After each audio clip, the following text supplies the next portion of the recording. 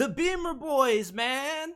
I got a love-hate relationship with Shane Beamer in South Carolina because last season they were snatching souls and breaking hearts, man. You guys know I'm a die-hard Hendon Hooker fan, and I was absolutely crushed when South Carolina knocked my boy not just out of the game, but out of the first round. And then they proceeded to crush Tennessee's playoff hopes.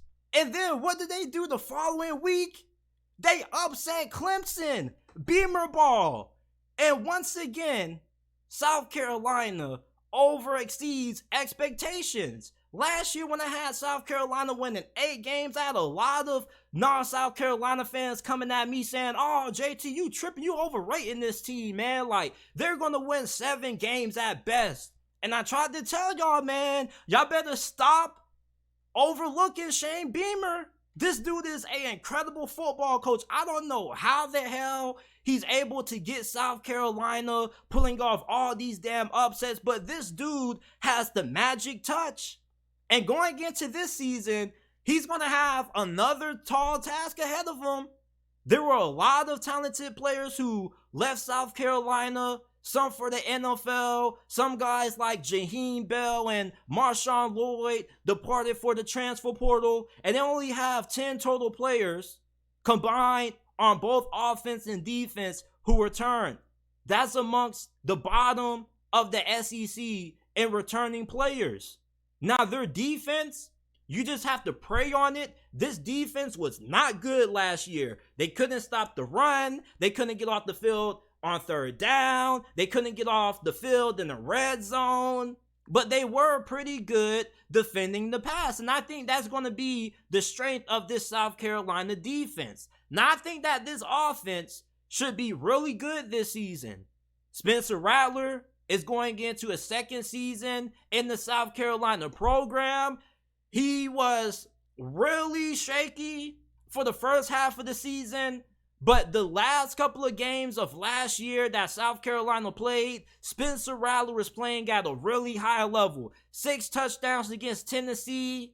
He also had a really good game against Clemson. He had a fantastic performance against Notre Dame in their bowl game.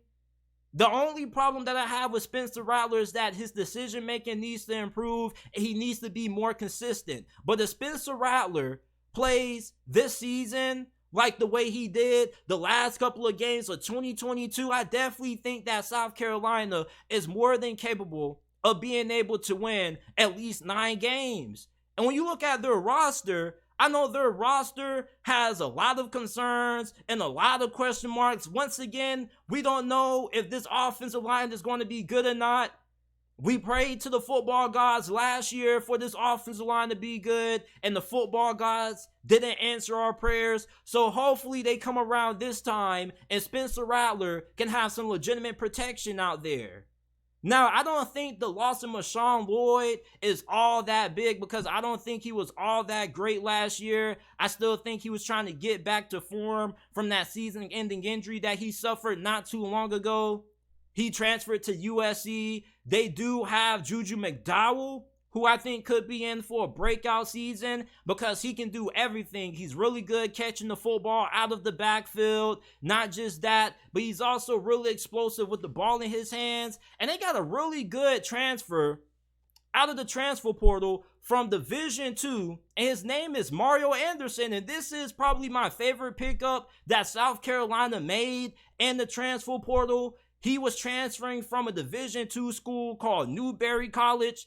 And this dude was a Division II first-team All-American last year. He was the Horton Hill Trophy finalist, which is pretty much Division II's equivalent to the Heisman Trophy. This man was averaging over 7 yards per carry.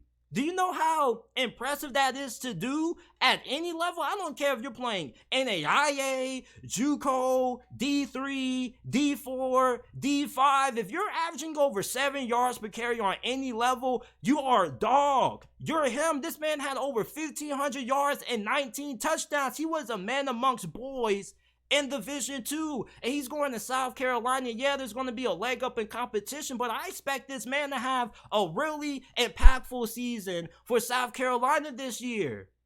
I think he was an incredible pickup for South Carolina football. They also got Arkansas transfer Trey Knox, who had a really good spring. He also had a really impressive spring game. Eddie Lewis comes from Memphis. I believe he was second team All-American Conference during his time at Memphis last year.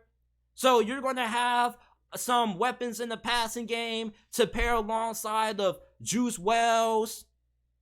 And for Spencer Rattler, man, I think that this definitely could be the year where he puts it all together and he propels himself back into that first round conversation. Spencer Rattler, I think he started the season out a little bit rough, but the way he closed the 2022 season was on a really high note. And I like how South Carolina just finds a way to overachieve.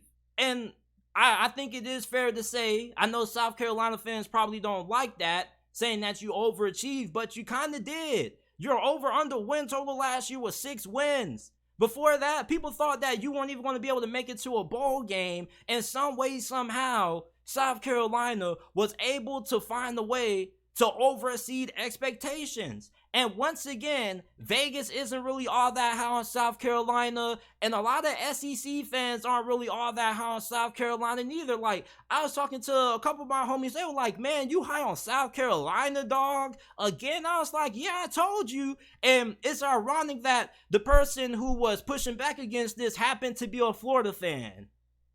Y'all got Graham Mertz at QB, and you got the nerve to say that people are overhyping South Carolina, bro. Let's get real for a second, man. I have way more faith in South Carolina this season than I do Florida. And when you look at their schedule this year, I think that their ceiling is 9 wins, and their floor could be 6 wins. All right? They have some really glaring concerns that really frighten me. Like I said, we don't know how this offensive line is going to play out. This offensive line, once again, is a huge question mark, just like it was last year. The defensive line doesn't really look all that great. You do have some experience coming back on that side, but some of those guys just weren't that great. So for Shane Beamer, can he work his magic again? You got Spencer Rattler, who should be one of the best QBs in this conference, and you do have a pretty good group of skill position players on this team. It really just comes down to how good is South Carolina going to be in the trenches. When you look at their defense, their secondary is the strength of this team. They were really good at forcing takeaways last year, but that was all this defense was good at. Other than that, this defense could not do anything right.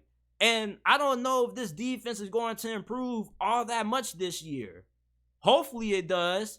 But even then, some of the teams you are playing, they don't really play great defense themselves. Like, you start the season off playing UNC. They got Drake May at QB. They're going to have a really good offense. But like you, they can't play defense to save their lives neither. And their defense may be worse than what your defense was last year.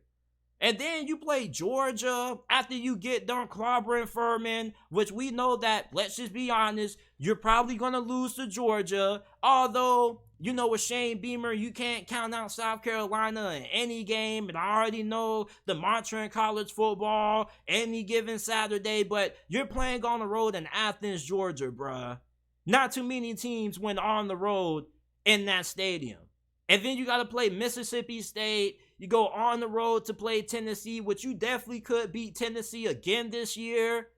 And then after your bye week, you got to play Florida, which I don't think Florida's going to be all that good this year. Yeah, they have a lot of momentum on the recruiting trail, but right now, when you look at their team and their roster going into the 2023 college football season, I think there's a very strong chance that Florida ends up not making it to a bowl game. And I like Billy Napier. I still believe in Billy Napier. I just think that this is going to be a year that Florida retools. You got Missouri. Then you got to play Texas A&M, which I think Texas A&M is going to be amongst the best teams in this conference this year. Then you got Jacksonville State. You got to play Vandy. Kentucky is going to be a really fantastic matchup. Then you got to play Clemson once again.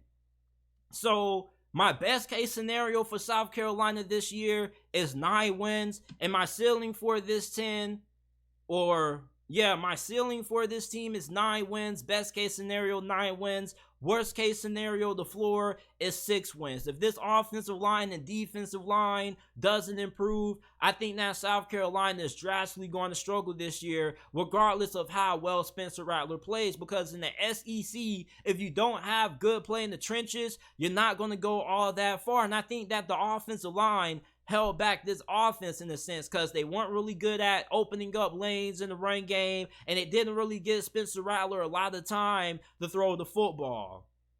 But I think South Carolina most definitely does overachieve again this year. I don't think too many people expect them to win more than 6 games. A lot of record predictions have them at 6, 7 wins. I think there's a strong chance that they possibly get back to 8 wins. I don't do game-by-game predictions. It's just that I just have a lot of faith in Shane Beamer. Beamer ball, people. The Beamer boys are once again going to overexceed expectations, man. I am not overlooking and counting out South Carolina, man. This is one of my favorite teams to watch outside of how they destroyed Hendon Hooker's Heisman hopes.